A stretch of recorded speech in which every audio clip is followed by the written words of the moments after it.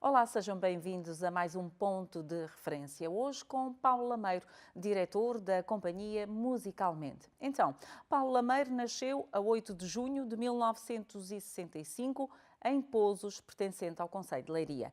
Os primeiros estudos de música ocorreram na Filarmónica da sua aldeia natal. Tem o curso superior de canto do Conservatório Nacional como bolseiro da Fundação Carlos Gulbenkian e a licenciatura em Ciências Musicais pela Universidade Nova de Lisboa. Há muito mais para dizer, mas eu não vou conseguir dizer tudo, porque senão o programa seria apenas e só o seu currículo. Fez uma pós-graduação em etnomuseologia, depois musicologia, assim é que é, também na Universidade Nova de Lisboa, integrou o Coro de Câmara de Lisboa e até o Coro do Teatro Nacional de São Carlos, onde se estreou em 1991 como solista. E nas suas recordações ele depois poderá falar-nos um pouco sobre este grande momento. Foi o mais novo vice-presidente da Escola de Música do Conservatório Nacional, tendo sido fundador da Escola de Artes SAMP e também diretor pedagógico da Escola de Música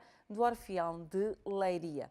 É autor de vários projetos de formação e produção musical para recém-nascidos, destacando-se, por exemplo, Berço Músicos de Fraldas e os grandiosos concertos para bebés, que tem apresentado um pouco por todo o país, mas também pela Europa e se calhar não só. Na área da musicoterapia é autor e coordenador de 2 programas dedicados à população prisional, mas também à terceira idade, nomeadamente Ópera na Prisão e Novas Primaveras.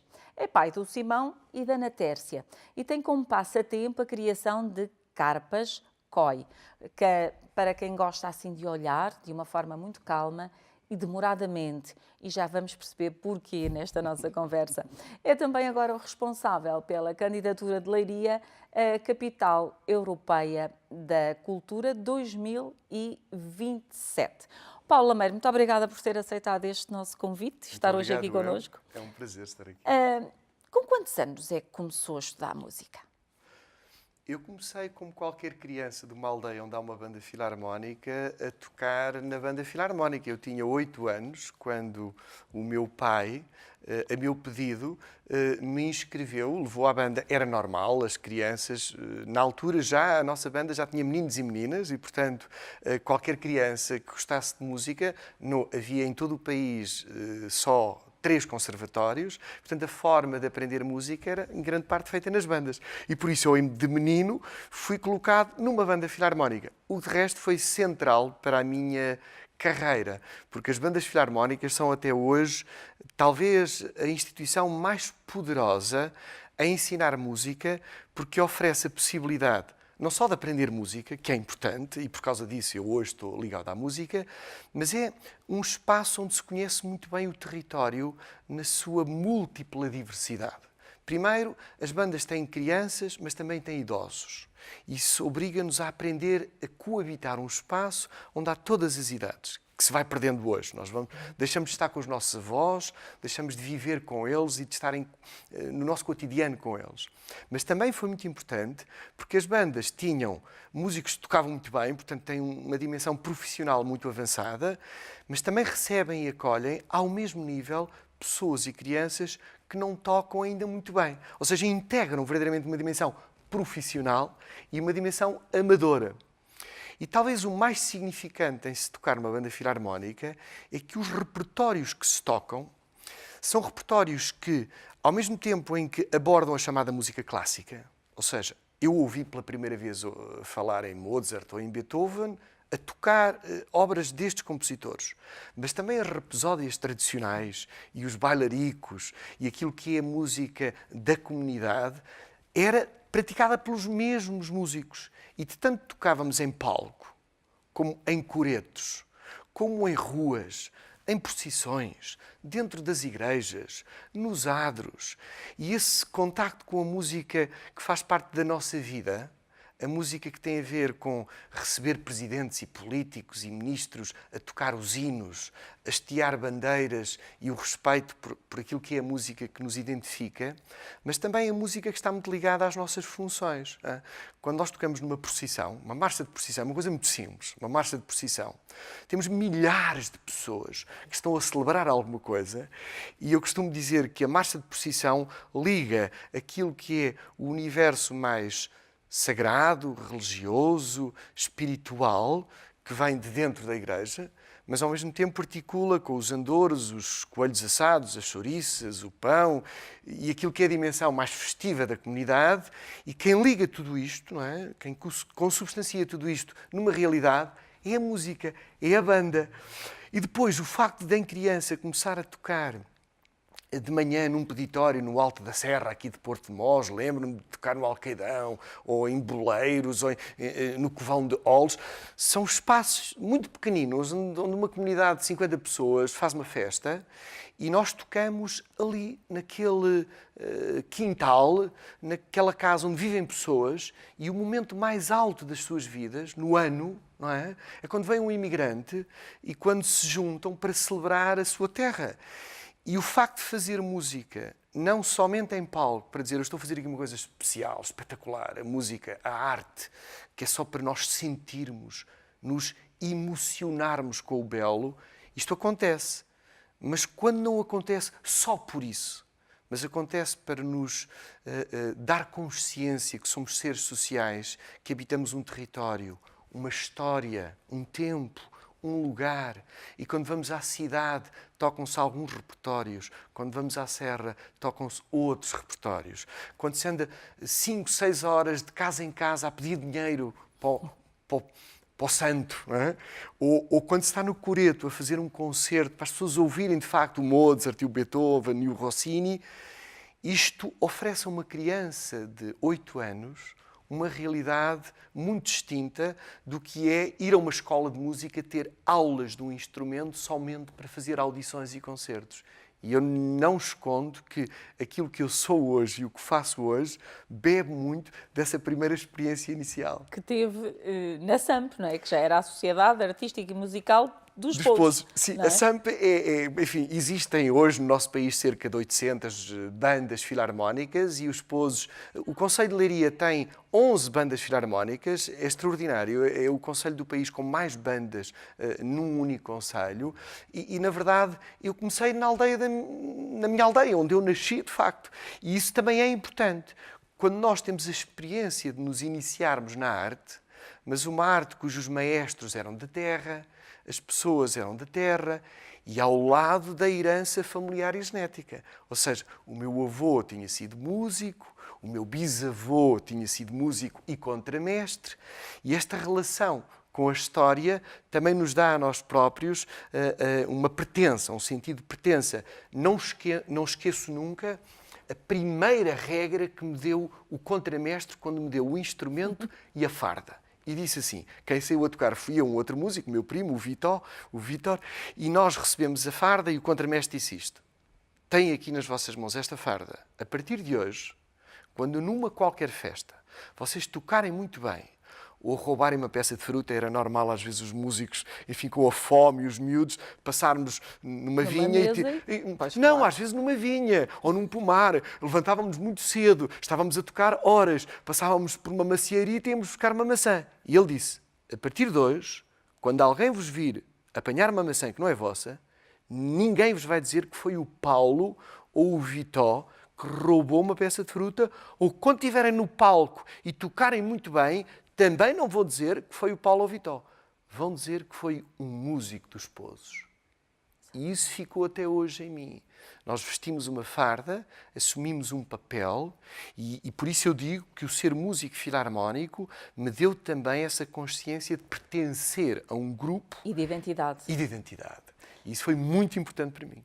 Em termos de 8 anos, isto significa, pelo que disse há pouco, bisavô, avô, a música foi logo nascendo assim em si. Quando é que percebeu que eu quero é mesmo ir ali para aquela banda, quer dizer, quero perceber como é que aquilo funciona. Não fui eu que tive essa consciência, na verdade. Uma criança não tem dessa consciência. O que acabou por acontecer foi que o mestre da banda começou por dizer aos meus pais: olha, o Paulito tem jeito, tem razão, se calhar ele devia estudar, isto é pouco. Aqui na Filarmónica, isto é pouco. Não chega. Ele vai tocando, se calhar vocês deviam pensar em pô-lo a tocar numa outra escola ou fazer uma outra aprendizagem. Não havia outras escolas. Hoje aqui à volta há 6, 7 conservatórios, à volta de Leiria. Não é? E isso fez com que os meus pais, ao longo da minha adolescência, fossem equacionando a possibilidade de me pôr a estudar. Tinha 14 anos e aí sim dá-se um passo importante. Aos 14 anos, o que é que acontece? Havia um curso promovido pela Secretaria de Estado da Cultura para regentes de bandas filarmónicas. E chega ao papel, através do Inatel, a Leiria, e o mestre da banda disse-me: vai haver um curso para formar regentes, maestros. Eu era um adolescentezinho. Mas, na verdade, os meus pais aceitaram o desafio de ir ao liceu pedir à saudosa professora Helena Carvalhão: olhem, o Paulo pode faltar um mês às aulas para ir fazer este curso de maestros de bandas filarmónicas? E eu fui, porque me foi dada essa autorização.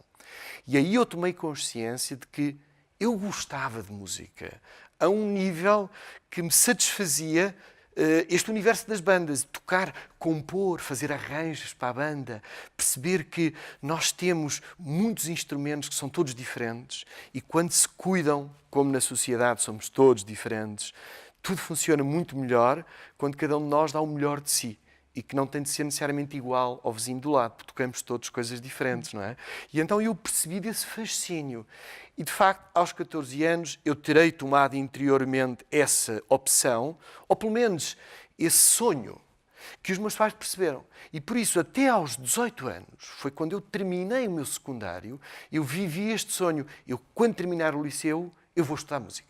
E, portanto, aos 18 anos, os meus pais colocaram-me em Lisboa, no Conservatório Nacional, para tocar um instrumento de trompete. E quando é que sentiu o Paulo que não era a música que lhe pertencia a si, mas era o Paulo que pertencia à música?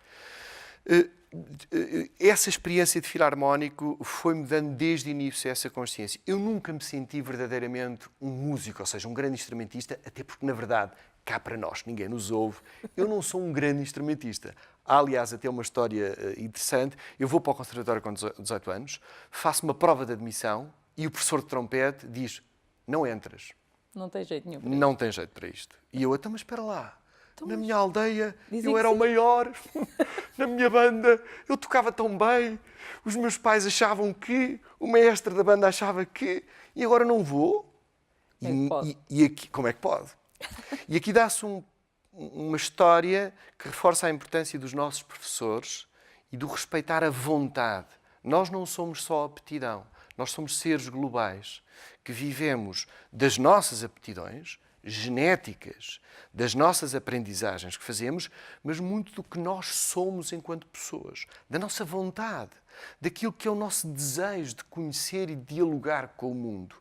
E havia uma professora, Raquel Simões, é o seu nome, que disse ao Paulo: não fiques triste, porque, na verdade, tu não entras para trompete, mas tu podes vir, por exemplo, trompete é muito tarde, com 18 anos, é verdade, mas podes vir a ser cantor de ópera. E eu pensei: cantor de ópera? Eu nem sabia o que era ópera. Nem nunca tinha pensado Nem nisso. nunca tinha pensado nisso, na verdade.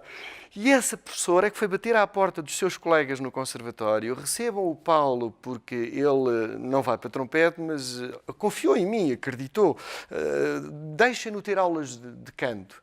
E a verdade é que 3 anos depois eu estava a cantar no Teatro Nacional de São Carlos. Que foi aquela tal estreia que eu falava no início, a solo. Não comecei logo como estreia, comecei por cantar no coro e só depois de alguns anos a cantar no coro é que fui, enfim, selecionado para cantar alguns papéis. Como é que foi essa experiência a solo, ali naquele teatro grandioso? Eu devo dizer que reforçou tudo o que eu tinha aprendido na banda filarmónica.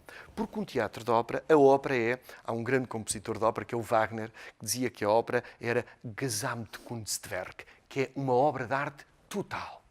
Porque no teatro de ópera eu vivia, mas havia cantores, uma orquestra, uma companhia de dança, uma companhia de bailado. E depois havia todo aquele universo para mim que era extraordinário. As costureiras que viviam connosco, as costureiras a preparar os nossos fatos todos os dias. Havia os aderecistas que tomavam conta daquilo que nós colocamos, das aplicações. Havia os cenógrafos, que era todo um universo de arquitetura. Havia os grandes nomes do mundo inteiro que passavam pelo teatro. Eu cantei com o Plácido Domingo, eu cantei com o Pavarotti, eu cantei com aqueles nomes todos extraordinários e de repente aquela criança que na Serra tocava na banda Peditórios estava alguns anos mais tarde em palco com um público que não era o público de mordomos nem de festeiros, era um outro público, mas na verdade eu senti que a música era alguma coisa importante na vida toda, por aquilo que ela representa e nos permite estar mais uns com os outros e descobrirmos-nos como pessoas. Talvez por isso eu tivesse percebido que sou eu que faço parte da música, não é? Sou eu que integro, não é? Sou eu que preciso para ser mais eu, estar neste universo. Há também aqui na minha história este lado, a herança os nossos pais e os nossos contextos são importantes. Os pais são importantes. E os meus dois pais ofereceram-me, não é? Também as suas experiências. A minha mãe é de Esposo. E o meu avô materno era o barbeiro dos Esposos, o Zé Barbeiro. E os barbeiros e as barbearias são espaços extraordinários de conhecimento. E de cultura, diria eu. São o Facebook da época. Exatamente. São o Facebook da época, onde tudo o que acontecia, todas as energias, as notícias, os problemas, os dramas, aquilo que eram as atividades que mobilizavam as pessoas, estavam ali permanentemente a ser partilhadas com todas as pessoas. E eu acho que guardei desta herança materna, para já, o prazer por estar com as pessoas, por saber delas, por saber o que nos importa a cada um de nós, o que nos toca. Também a minha mãe, que era praticante e, portanto, as catequeses, eu fui catequista muito novo também, não é? Comecei a fazer pastoral juvenil muito novo e a música também estava presente de uma outra forma na igreja. A música sacra e a música associada à celebração, o órgão, o coro. Eu comecei a tocar órgão muito cedo também na paróquia. Isso fez com que eu também tivesse experimentado esse outro lado da arte. A arte que nos ajuda a relacionar com o transcendente. A arte que nos ajuda a conhecer de nós próprios o mais íntimo, o mais interior. E não somente o lado exterior da música. Nós, quando pensamos em música, pensamos sempre a festa, o concerto, a animação, a interação, o evento a que se vai. E olhamos menos para a arte toda ela e a música que nos toca e nos transforma. E nos ajuda a sermos, no fundo, mais pessoa. E eu devo dizer que da minha mãe recebi isso. Do meu pai, que é da Praia da Vieira, também aqui pertinho, que é da Praia da Vieira, tive um avô que também me marcou imenso. Também é o Zé, não o Zé Barbeiro, mas o Zé Bacalhau. O Zé Bacalhau era, muitas pessoas mais velhas que eu hoje conheço nos lares de idosos, me falam do meu avô, como o banheiro, na altura não se ia tomar banho quando se queria. Era quando o banheiro agarrava, havia uma fila, as pessoas não sabem, mas as pessoas faziam uma fila de manhã às 7 da manhã para ir ao banho. Porque o banho era um spa condicionado e, portanto... E eu, desse meu avô paterno, ganhei aquilo que é, acho que uma característica das pessoas da praia, na generalidade, dos pescadores, que é a sua franqueza, a sua grande objetividade e consciência da vida. A minha tia ainda hoje vive na Rua dos Naufragados do Salsinha, que é um barco. Morriam muitas pessoas. O mar era de muito respeito, era o sustento, mas o mar dá-nos uma perspectiva de infinito, de sem fim, de descoberta, daquilo que está muito para além de nós e que existe, mas nós não sabemos o que é. E eu acho que do mar e da minha família paterna recebi esse fascínio, essa curiosidade por aquilo que está além, que nós não vemos, mas está lá. Não é? E que levou os portugueses há muitos séculos a ir à procura e que nos leva a todos nós a ter fascínio pelo mar, não é? O mar dá-nos... Não é só ir à praia, nós vamos à... Porquê é que gostamos todos de ir à praia? com certeza que não é só por causa de brincar na areia, ou ir ao banho, ou estar na conversa. Nós não temos consciência, não é? Mas há esse lado de grandeza, não é? Que nos liga a todos, que está ali e nos liga a todos. Nós somos, todos tocamos a mesma água, aqui e em todo o lado. E eu acho que recebi, não sei se isto é verdade, se não, mas eu tenho para mim que guardei, Eu não acho é? que é a mesma sensação exatamente em relação ao mar. Guardei, no fundo, essa experiência. E, portanto, para responder à questão do teatro, houve uma altura na minha vida que eu não sabia se tinha mais prazer a tocar atrás de um rebanho de cabras na serra com a banda, música que ninguém estava a respeitar pela sua qualidade eminentemente artística, mas por aquele grupo de pessoas e pelo que ela representava e como interagiam esses 50 homens ou pessoas, ou homens e mulheres, com a vida cotidiana, com os símbolos importantes para a vida daquelas pessoas, do que quando estava na minha estreia, numa estreia com grandes cantores, de facto, no São Carlos, numa encenação de uma ópera do Handel, e eu confesso que houve um momento na minha vida que eu pensei, mas eu tenho mais prazer aqui em Lisboa, no grande palco do teatro, ou com a minha banda lá na Serra? E eu tinha igual prazer, ainda que em São Carlos o prazer era eminentemente artístico. Ou seja, o prazer de uma obra de arte da qual eu faço parte, eu integro. Na Serra e com a banda não era a arte.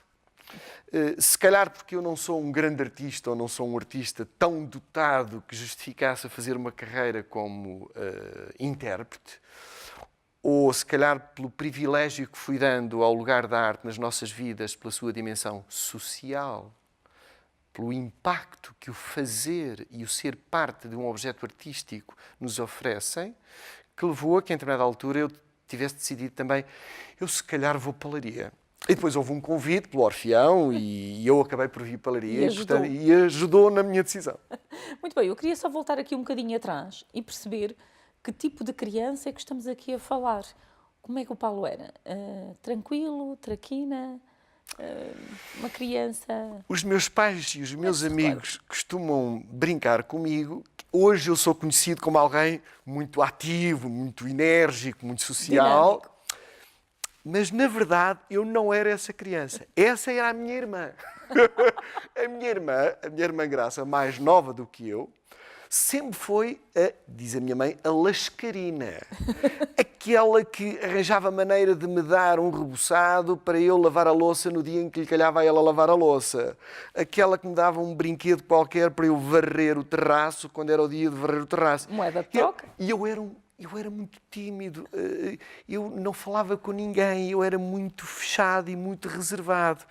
Às vezes até a minha irmã ainda hoje conta isso, não é? A minha irmã ainda hoje conta isso. Uma vez fomos ao circo, o meu pai era polícia e fazia o policiamento do futebol e do circo. E houve uma vez em que foi sorteado um boneco, daquelas coisas que os palhaços fazem no circo, sorteiam pelas crianças todas um boneco. E foi a mim que me calhou o boneco. Mas era preciso ir à arena buscar. E eu, muito envergonhado, não fui capaz. E a minha irmã, claro, Palerma, vou lá eu. E foi ela escolher o boneco. E só para sublinhar a ideia de que eu ainda guardo um pouquinho memória disso, de eu ser uma criança com mais medo, introvertida. muito introvertida, muito fechada.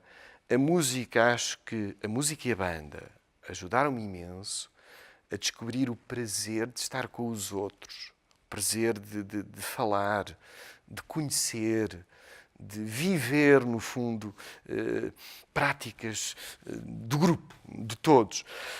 Mas ainda hoje, não escondo, ainda hoje, quando eu digo, e há pouco lembrou que eu gosto muito de olhar para as minhas carpas, eu levo uma vida muito agitada, viajo imenso, estou muito pouco tempo em família, infelizmente para mim, para os meus filhos e para a minha mulher, portanto, corro imenso, tenho uma vida muito estressante, com muita atividade intensa, e eu preciso de me recuperar a mim próprio a olhar para os meus pés.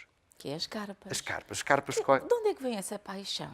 Bom, a paixão, eu imagino, a paixão pelos peixes vem da Praia da Vieira e dos barcos, da Arte de Chávega, e eu sempre gostei de ir ao mar e de pescar e do universo do peixe. E fazer a recolha da rede. Ainda hoje tenho tarrafas, os meus tios, o meu tio Fernando, que eu gosto imenso, toda a minha família da praia, eu adoro-a, exatamente porque tem esse lado muito autêntico, muito genuíno. Eu aprendi a lançar a tarrafa e tenho uma tarrafa em casa, portanto, os peixes vieram por aí. E depois, quando fiz a minha casa, pensei, eu gostava de ter peixes, mas sardinhas, mas também não gostava de ter um aquáriozinho, não era a ideia de um aquário. Gostava de ter peixes. E eu tenho milhares de peixes, enormes. E, portanto, tem um grande aquário em casa, não é? Não é em casa, eu tenho uns tanques no meu jardim, uns tanques enormes, com 200 metros cúbicos de água. E tenho muitas carpas criadoras. A carpa koi, que é uma carpa japonesa, é aquela carpa que todos conhecem, porque existem nos jardins também cá em Portugal, aquelas carpas vermelhas ou com manchas de várias cores, o que é estranho porque eu sou daltónico, mas tenho um certo fascínio pelas cores e pelos movimentos dos peixes. E eu hoje, os meus momentos, onde eu me encontro comigo, não é? Às vezes onde eu preparo ideias, são os momentos onde eu estou sozinho com os meus peixes, a vê-los, a olhar para eles, a ver como se movimentam. E mesmo do ponto de vista artístico, já agora, eu acredito na arte que nos transforma interior e intimamente. Eu não sou fã e não me estimula, em particular, o grande momento, a grande efeméride de palco com as multidões. Aquilo que me motiva é a arte, para já a arte de pequenino grupo, a arte de câmara, a música de câmara, os pequenos grupos onde nós podemos estar mais pele na pele, sentirmos-nos uns aos outros, as nossas temperaturas, os nossos olhares, não é? Num dia em que hoje estamos tão uns com os outros nas redes, as pessoas que nos estão a ver, muito poucas estão a ver na televisão, a maior parte vai ver-nos nas redes sociais e estamos todos com quadradinhos digitais à nossa frente e vamos aprendendo a estar assim uns com os outros e vamos esquecendo enquanto pessoas e enquanto civilização, enquanto sociedade, de estarmos com os problemas que temos que enfrentar quando estamos uns com os outros. E por isso, para mim, a arte que me toca é essa arte mais camarística, de proximidade. Gosto de toda a arte, seja a pintura, a literatura, a poesia, não só a música, as artes plásticas, o cinema, que nos ajudam a encontrar com o nosso interior. Aquilo que nos leva a viajar dentro de nós. E por isso, eu hoje sempre construo algum objeto artístico, alguma performance, mesmo quando envolve muitas pessoas, mesmo quando tem de envolver muitas pessoas, por alguma razão, procuro sempre que seja esse encontro, quando nós tocamos, de facto, fisicamente a arte. É muito diferente. Paulo, é isso que... Antes de passar para esta questão, queria apenas perceber, já disse há pouco, o que é que o caracteriza do lado materno e do lado paterno. Olhando agora apenas à figura da mãe e do pai, que ensinamento é que lhe ficou de toda a sua infância e juventude que ainda hoje não esquece na sua vida adulta? Do meu pai, um grande respeito pelas minhas opções, não é? Um grande respeito e apoio. Nós, em relação aos nossos pais, estamos sempre habituados a ouvir não fazes, porque é que não mudas de vida? Porque, repare-se, ser músico há não sei quantos anos não deve ter sido fácil, não é? Exatamente. Quando há 45 anos eu chego a casa e digo quero fazer isto, não é? Eu devo dizer que a minha mãe sempre foi mais receosa nestas decisões. Mas também foi quando a minha irmã quis ser missionária. Sempre foi mais receosa. Portanto, acham que ser missionário ou ser músico não é vida para ninguém. Não é coisa que se espera ou que se sonha para um filho, independentemente das nossas convicções. E, portanto, eu do meu pai sempre recebi um apoio total, uma confiança total, uma ajuda total, uma autenticidade e um exemplo de trabalho extraordinário. O meu pai ainda hoje, não vou dizer que trabalha mais do que eu, mas Mas meu pai tem uma dedicação ao quintal, à família, aos outros, às suas tarefas cotidianas, a respeitar tanto a tarefa mais pequenina como o maior desafio da comunidade. Eu isso, não tenho dúvidas, recebi do meu pai. Da minha mãe, a tenacidade, o não desistir perante as dificuldades. Ou seja, problemas e muros, e isso não nos deve fazer desistir. Não é? Nós, quando acreditamos em alguma coisa, devemos ser tenazes, não é? Resiliência. Em todas as áreas profissionais, na cultura isso sente-se muito, porque os apoios à cultura não é de hoje, é de sempre. Não é? Sempre foram condicionados porque não são a prioridade. A prioridade é a saúde, a educação, não é? A sobrevivência mais material. Não é? E, portanto, a cultura nunca foi olhada como... não é só uma atividade de pleno direito, de satisfação, de serviço, não é? De realização pessoal. E, portanto, não é fácil sobreviver nesta área.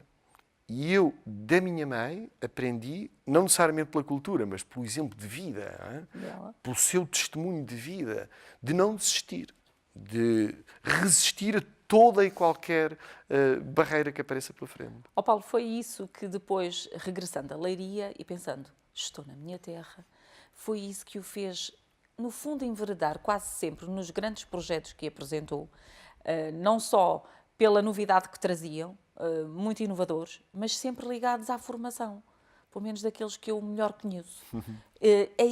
Foi isso, o não desistir, essa resiliência, mesmo sabendo que não ia ser fácil, e também pelo facto de aqui é que eu estou próximo com as pessoas.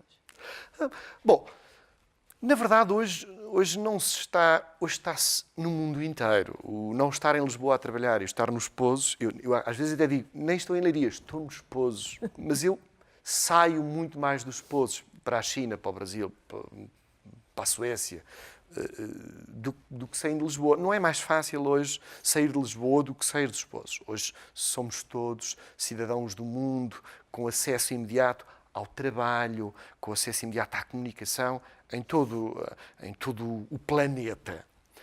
Agora, é verdade que coabitar numa pequenina aldeia, onde as cenouras, as cebolas, as batatas, os ovos, as galinhas, os patos, o feijão verde, são do quintal dos meus pais, ali. Os cheiros que eu tenho quando acordo são os cheiros da minha meninice, em bebê e em criança. E quando nós temos tantas dificuldades num dia-a-dia de trabalho, acordar e respirar esta paisagem, respirar e ver. Esta paisagem é, para mim, eu pertenço ao grupo daqueles para quem essa proximidade com a nossa origem, não é? O estarmos...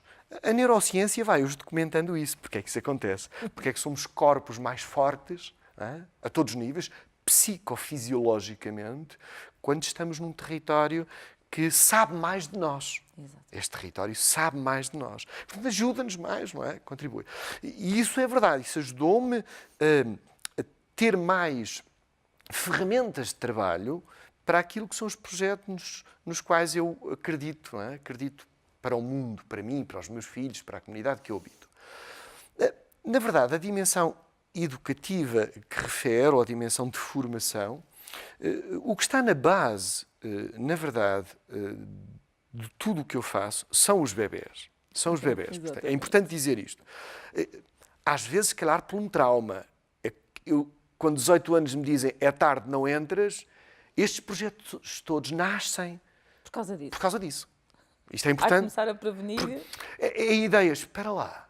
Então, se é com 18 anos que eu descubro que o meu sonho não se pode realizar, porque eu comecei tarde, vamos fazer com que na minha aldeia se comece a aprender mais cedo. Mais cedo, muito mais cedo. A loucura depois dos 18 anos é, mais cedo é bebés. Mas depois o que é que acontece aqui? Ao trabalharmos com bebés, nós, quando somos bebés, somos os maiores especialistas a aprender tudo. Porque precisamos, para sobreviver, de conhecer o mundo e de conhecer os truques as ferramentas, os meios, para tudo. Para ter a atenção dos outros, para ter comida, para comer o que nós gostamos e não aquilo que a mãe nos quer dar, para dormir na cama onde queremos e não na cama onde nos querem pôr, para viajar para os sítios onde gostamos e não daqueles onde a avó nos quer levar. E em bebés começamos a... No princípio só... Mas só choramos porque não sabemos dizer o que é que queremos. Na verdade, começamos a perceber isto. E o berço das artes, que é esse primeiro projeto que dá origem à Escola de Artes SAMP e àquilo que depois transformou tudo, é a matriz de todos os projetos com que hoje fazemos arte. E então, na verdade, não é ensinar bebés ou crianças para aquilo que eles vão ser mais tarde. Eu, de início, não escondo que a minha preocupação era essa. E os primeiros concertos para bebés até separavam bebés para uma sala, pais para outra. Até eu ter percebido, 3 anos depois, que os bebés e as crianças não são pessoas que vão ser pessoas mais tarde e que nós devemos munir estas pessoas pequeninas de aprendizagens para mais tarde poderem então desfrutar e ser totalmente. Não. Nós já somos totalmente pessoas, eu diria agora, antes ainda de nascer ou até muito antes de sermos concebidos. Nós já somos alguém pelo sonho dos nossos progenitores. Aquilo que nós dizemos, ele é geneticamente assim. Mas geneticamente é o quê? Geneticamente é aquilo que o nosso pai e a nossa mãe nos oferecem do ponto de vista bioquímico, não importa. E o que é isso? Isso já é o que os nossos pais sonharam quando nos imaginam. Exatamente. Quando nos imaginam. E por isso, mas vamos deixar esta conversa mais metafísica, que não é metafísica, é isso que eu estou a tentar dizer, é real, é biológica. Nós já somos antes mesmo de ser concebidos, mas para dizer o quê? Que eu descobri e passei a entender toda a atividade artística para bebês, não para alguém que vai ser, mas alguém que já é, respeitando estas pessoas, cada um de nós tem de ser respeitado pelo que é, independentemente da idade, do lugar, do estatuto, da formação, da religião, da etnia, de tudo. Nós temos de nos olhar uns aos outros pelo que somos na verdade. E somos seres únicos, cada um de nós. E por isso os projetos com crianças são projetos que nos ensinam, se os respeitarmos como são, e não se os tratarmos como alguém que não é inteligente, não consegue ainda perceber ou sentir algumas coisas.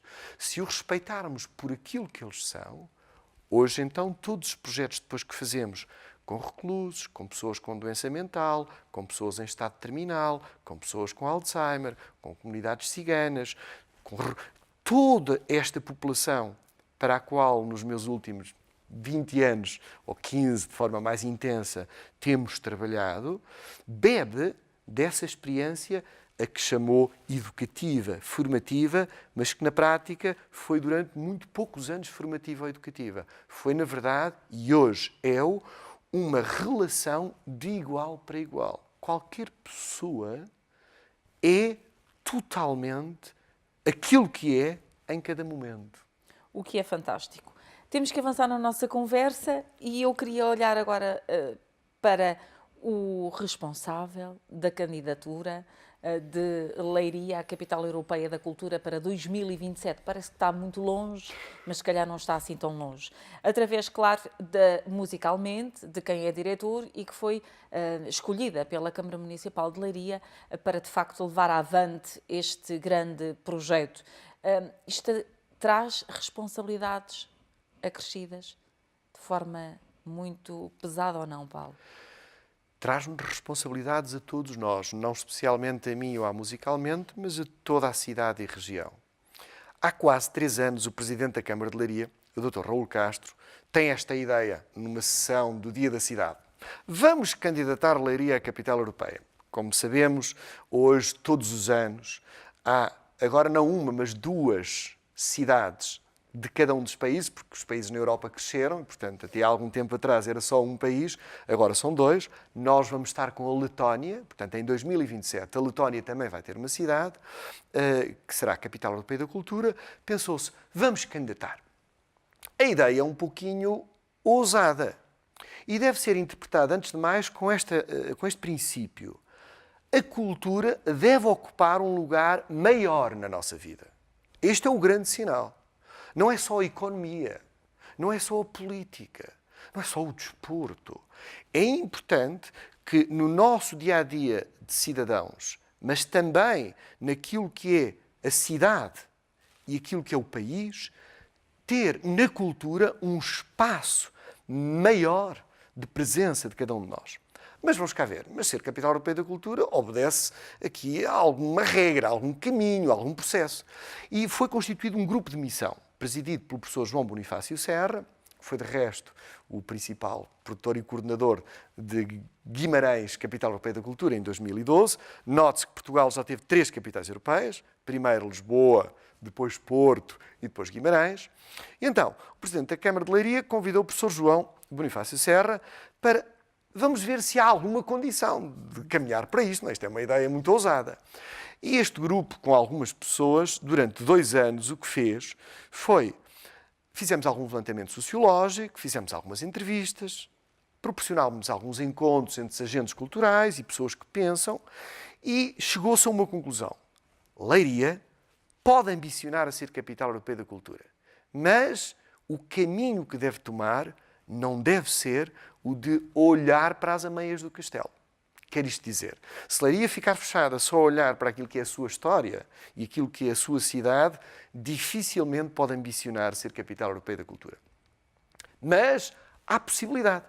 E por isso este grupo de missão pensou, vamos então encontrar uma fórmula que permita candidatar Leiria a capital europeia, mas envolvendo mais pessoas, mais territórios e se calhar mais cidades. Ainda não havia uma ideia muito concreta de até onde.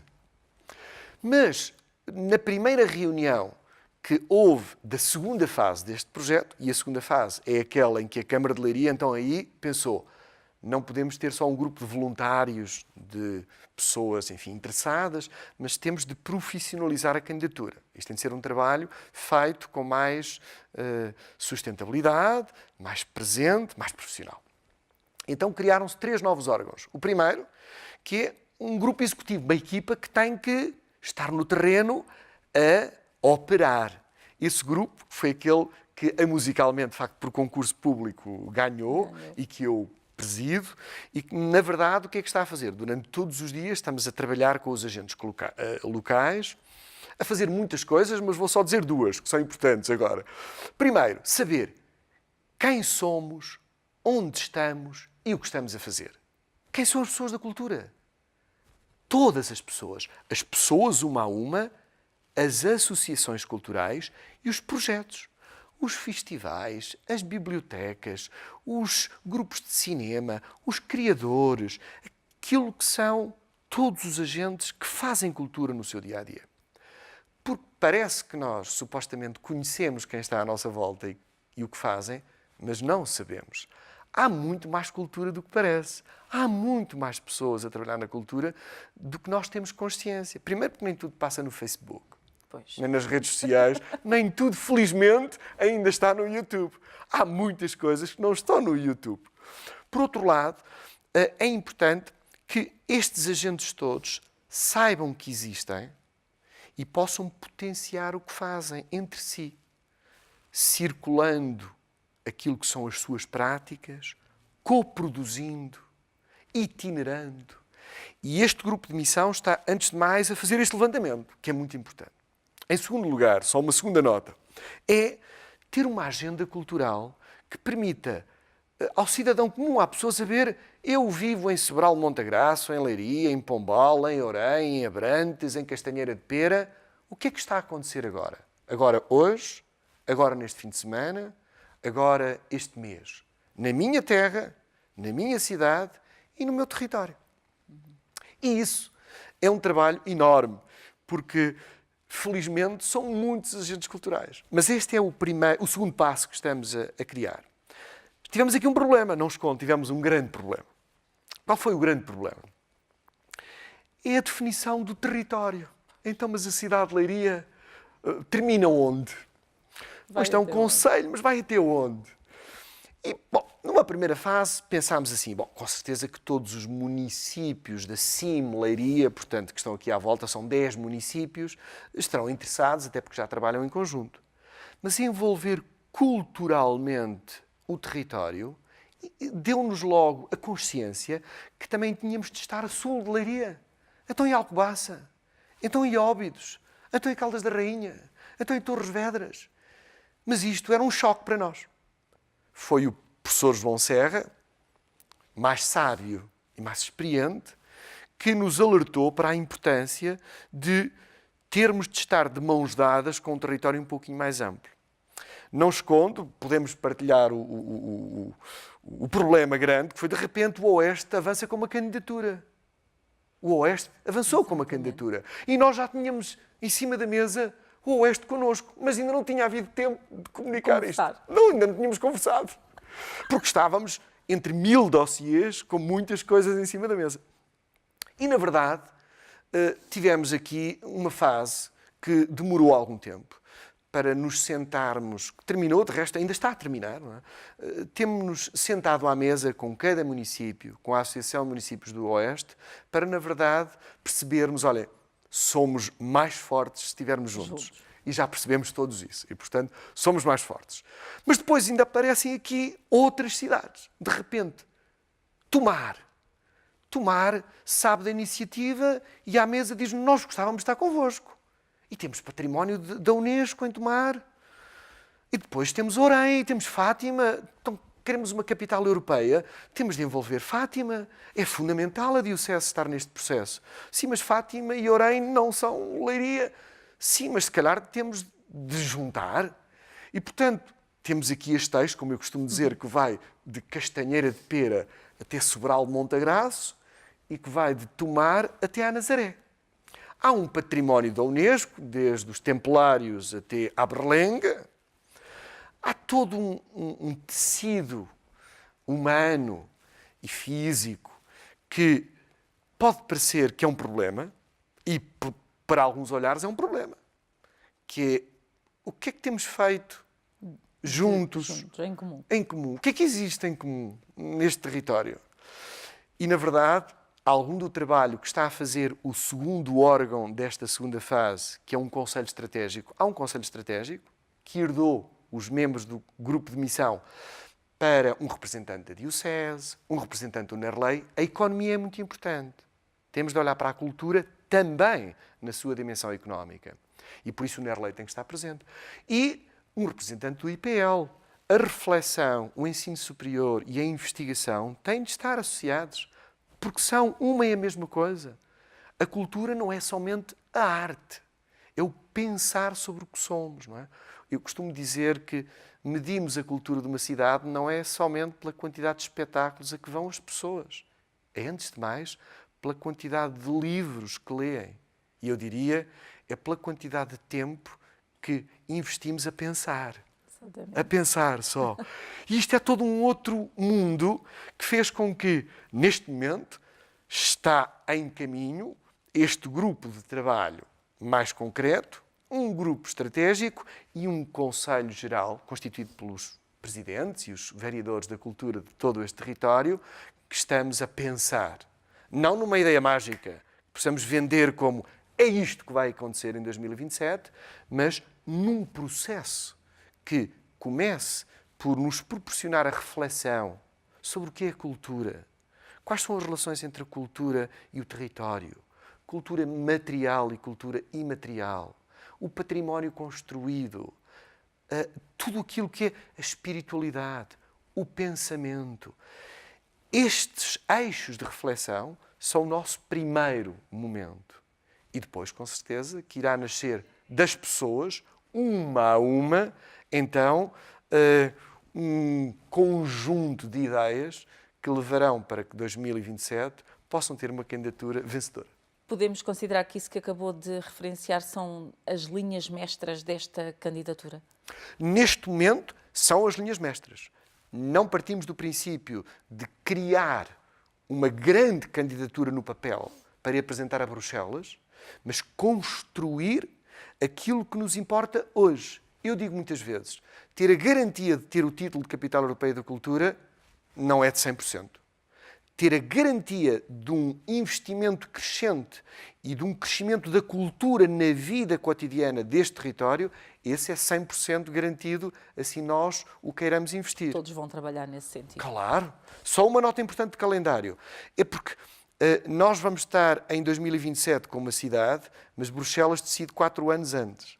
O que quer dizer que a decisão tem que ser tomada em 22, 23. O que quer dizer que daqui até 21, 22 tem de haver uma proposta. Mas também temos de construir alguma coisa até lá, que não somente um dossiê de papel. Isso significa que, por exemplo, 2019 já deveria ter alguns pontos e alguns acontecimentos que possam ser algo que mostre aquilo que vai ser uma capital europeia da cultura?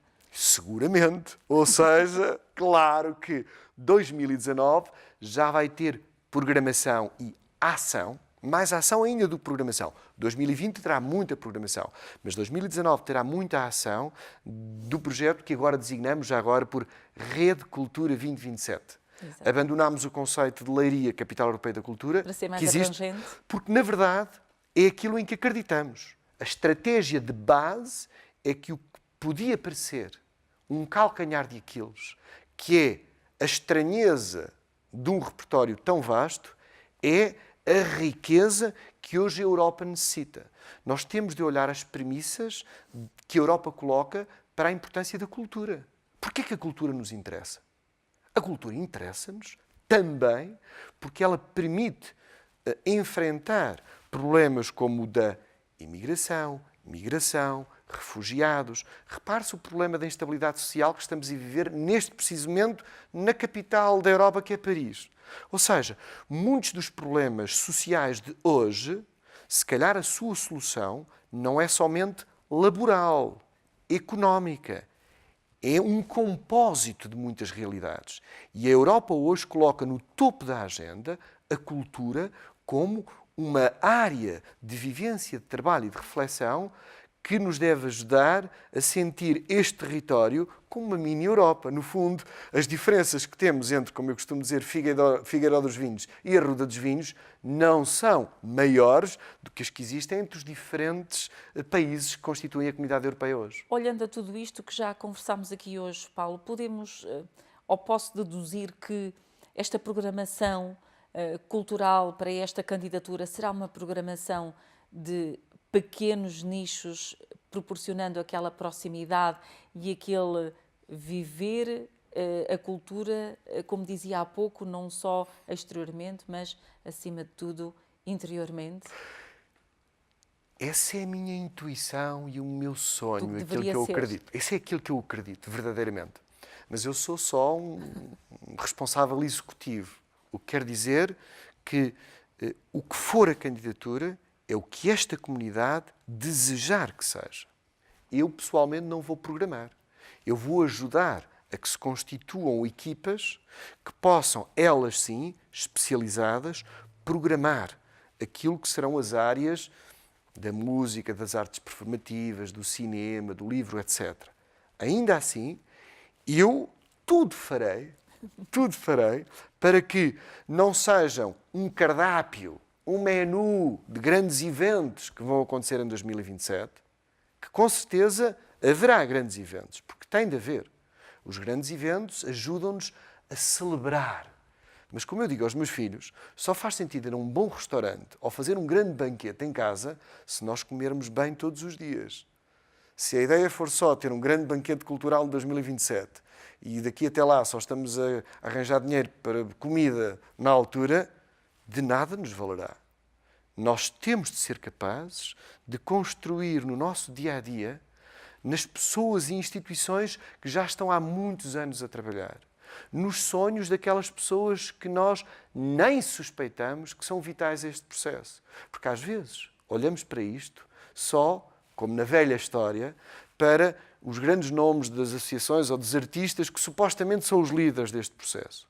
Mas os mais pequenos são importantes. São tão importantes ou mais do que as grandes instituições e as grandes marcas culturais.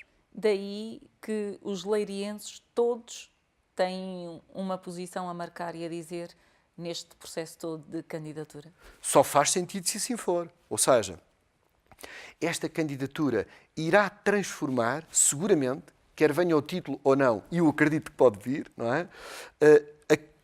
Aqueles que investirem ou colocarem algo de si na candidatura, e todos os colocarem, e do meu ponto de vista, todos mesmo, da sala da creche, dos jardins de infância de todo este território, até aos lares de terceira idade, até aos hospitais, até à mercearia, às finanças, aos correios, à rua, à praça, aos palcos, seguramente, aos museus, por certo, à investigação, com certeza. Mas não esqueçamos, será tão mais transformador e profundo todo este processo quanto cada um de nós, em qualquer condição, participar nele. Já estamos praticamente sem tempo, mas ainda assim, em jeito até de questão, mas de mensagem final, Leiria precisa ou merece esta candidatura? As duas coisas. O que vai acontecer neste momento é Leiria precisa, porque todos nós, não é só Portugal nem é só a nossa cidade, precisamos de ter mais cultura nas nossas vidas, mais práticas culturais no nosso dia-a-dia e nos nossos afazeres. Mas também merece, porque na verdade, ao longo dos últimos, vamos dizer agora 50 anos, para olharmos a uma escala grande, isto também nos importa. Não podemos olhar o tempo somente na nossa geração. Muito curta. Não. Temos de olhar, temos de ser capazes de subir um pouco e olhar tudo. Porque, na verdade, nos últimos 50 anos, há muitos exemplos de leirienses, e não só de leirienses, de torrienses e de tomarenses, com certeza, que têm investido e construído um território onde a cultura já faz parte de muitas pessoas. Temos esta ambição. Queremos que faça parte de mais pessoas e mais intensamente de todos. Paulo, muito obrigada por ter aceitado este nosso convite, ter estado neste ponto de referência. Vamos todos esperar e torcer, de facto, para que Leiria possa ser capital europeia da cultura em 2027. E se pensa que ainda falta tanto tempo, não falta. De um estalar de dedos surge o ano de 2027 e aí já queremos ser capital europeia da cultura. Quanto a nós é tudo, até um próximo ponto de referência. O encontro esse consigo está sempre marcado. De manhã, fique bem.